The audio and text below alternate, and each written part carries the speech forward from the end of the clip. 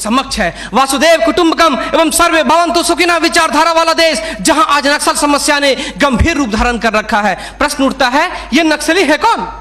समाज के सबसे शांत, शहरों से दूर जंगलों में रहने वाले तथा खेतों के माध्यम से अपने जीवन यापन करने वाले वो लोग जो अपने पूर्वजों द्वारा दिए गए धरोहर को बचाने के लिए सरकार के खिलाफ हथियार बंद हो गए हैं और अंततः ये लोग नक्सली बनने पर मजबूर होते हैं। महोदय, आधुनिकीकरण के नाम पर उन गरीब आदिवासियों की जमीनों को छीन ली गई तथा उन्हें मजबूर कर दिया बंधुआ मजदूर बनने पर, किंतु आज उनकी अधिकारों की कोई बात तक नहीं करता। मन समर्पित, तन समर्पित और यह जीवन समर्पित। मैं पूछता हूं, देश की धरती तुझे क्या दूं, क्यों दूं और किस लिए न्यौछावर करूं अपना सब कुछ तुम पर? क्या इसलिए कि मुझे देशद्रोह जैसे शब्दों से नवाजा जाए या इसलिए कि मुझे फर्जी इनकाउंटर में मार दिया जाए? जी हां अध्यक्ष महोदय, कुछ ऐसा ही समय था जब मान्य सूबे लखन भैया सेहराबुद्दीन तथा तुलसीराम प्रजापति को फर्जी इनकाउंटर में मार दिया गया। यह कैसी विडंबना है महोदय, हमारे विपक्षी साथी द्वारा मानव अधिकार का संरक्षण किए बगैर ही राष्ट्रीय सुरक्षा की बात करते हैं। जब आम लोगों का कोई अधिकार ही नहीं हो तो इस स्थिति में राष्ट्रीय सुरक्षा का क्या मतलब? मैं पूछना चाहता हूं अपने विपक्षी साथियों से,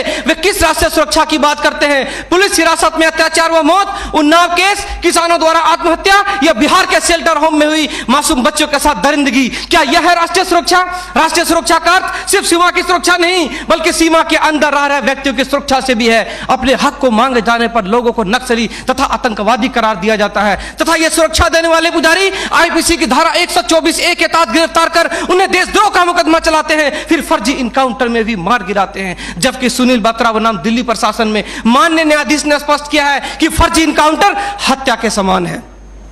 10 जुलाई 2004 को मनोरमा देवी के साथ दुष्कर्म और उसकी हत्या तथा पूर्वोत्तर राज्य की महिलाओं द्वारा हम सुरक्षा बलों के समक्ष निर्वस्त्र होकर विरोध प्रदर्शन करना इस बात का द्योतक है कि हम सुरक्षा बलों ने arms force special power act का दुरुपयोग कर नाजायज फायदा उठाया है। वहां के लोगों को जबरन गिरफ्तार कर उसे मानसिक एवं शारीरिक रूप से प्रताड़ित किया है तथा उनकी बहु बेटियों के साथ दरिंदगी कर मानवता को संसार किया है। यह देश की सभ्य समाज एवं लोकतांत्रिक शासन प्रणाली पर प्रश्नवाचक चिन्ह है। सीआरपीसी की धारा 41, 42, 107, 151 के तहत बिना वारंट गिरफ्तार करने की शक्ति, सीआरपीसी की धारा 129, 130 मजमे को तितर बितर करने की शक्ति और जरूरत पड़ने पर गोली चलाने तक की शक्ति इन सुरक्षा बलों को दी गई है। और कितने अधिकार दिया जाए इन्हें? तो दे दो रोलेक्ट एक्ट जैसा अंधा कानून और ढूंढते रहो इतिहास के पन्नों पर स्वतंत्रता एवं समानता जैसी शब्दों को। महोदय, आज जरूरत है चिंतन की, मंथन की, जागरूकता की, लोगों में विश्वास जगाने की। आज जरूरत है सुपर 30 जैसे संस्थानों की, ताकि अपने पथ से भटके हुए बच्चों को उचित शिक्षा, भोजन इत्यादि का प्रबंध कराकर उसे विकास के सही मार्ग से जोड़ सके।